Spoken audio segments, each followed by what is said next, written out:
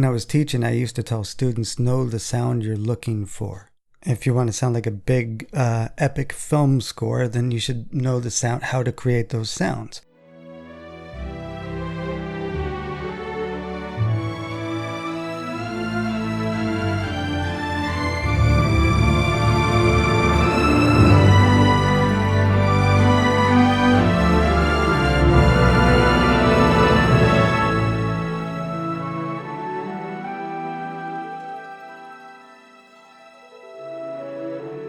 Or oppositely, you may want to mimic like early 1900s player piano style, for instance, like this.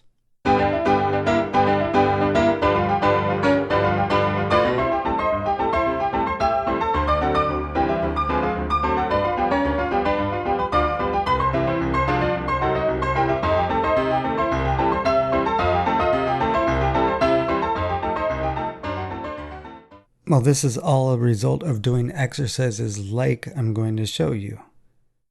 So this is part of what you would practice. You'll start with the first 7 basic modes. And I just blew it up for you and write them all out first. That's one way of practicing. Well, in this case, getting the modes at least under your ear, as well as what their key they're related to.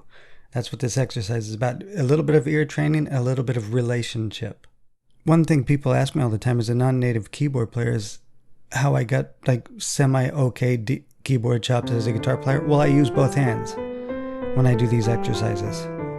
So we're going to do C major first, okay? And then na, identifying the color tone, and maybe the tendency tone, tendency tone.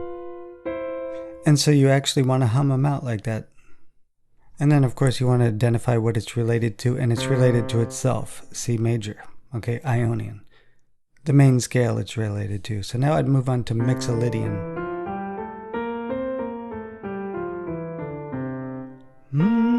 Color tone, relationship, F. So you're just going to move on to Lydian. And we'll go ahead and do it with both hands.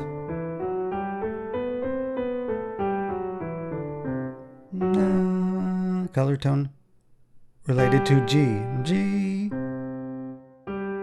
So you'll move on to Aeolian.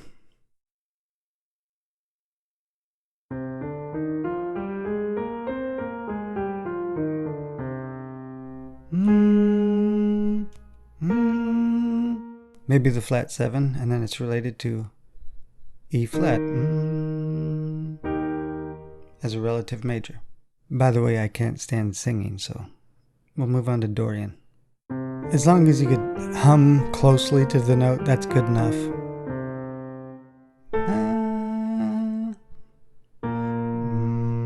Related to B flat. You just want to hum things out to be able to find the notes. Phrygian.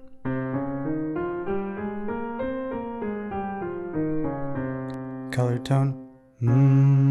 Related to A flat.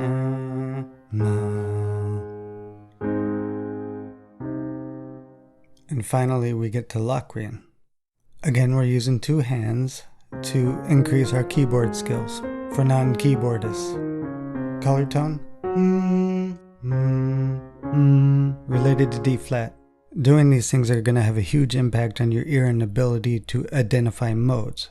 So what we're going to do now is you just move it to D flat and do the same process. Maybe identify the tendency tone and sing it too, and then move on to Mixolydian. Color tone related to G flat. And you'll just do this through Lydian, and then, well, I'll just do that real quick.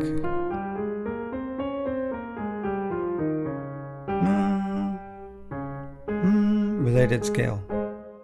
I'm stopping here, but the reason I want to do the relationship too is because it's going to enable you in the future to eventually be able to wander like this harmonically with ease.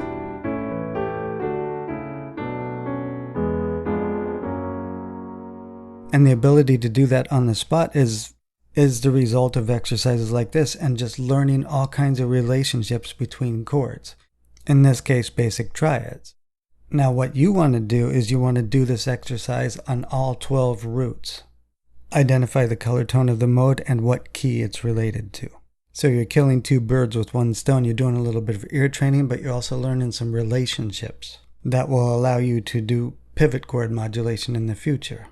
And just learning the relationships between these modes and their relative, the matrix scale they're related to, actually will help you create these pivots with almost ease eventually, giving you an endless supply of directions you can go with basic triads with just pivot chords. However, in the example I played, just wandering around randomly, I did use a little bit of chromatic modulation. So you can combine those with this, which if you start learning chromatic harmony, you could actually combine that with pivot chord modulation, chromatic modulation. So it all starts adding up. But to make a long story short, doing exercises like this will help you to identify modes very quickly. For instance, well, let's say you're walking past the TV and a movie's on, you hear a soundtrack, you say, hey, that's Dorian. Or you're watching a YouTube video of a guitar player playing and you realize, hey, he's playing in Dorian. It actually does happen. Your ear can get that good.